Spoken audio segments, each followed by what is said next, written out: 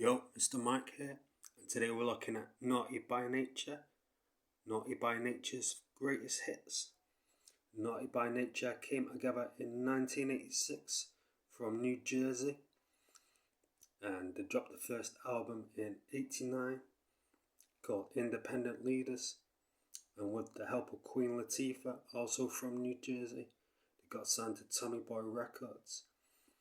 Now, Naughty by Nature consists of Treach, Vin Rock, and DJ KG. After releasing Independent Leaders, they went on to release Naughty by Nature, second album which went platinum, featuring the hit OPP.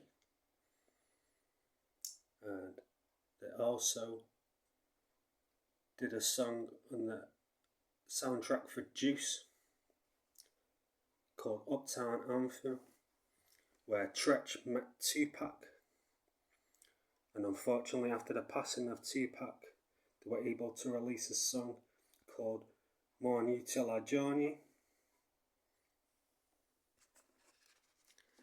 After that, they went on to release 1993,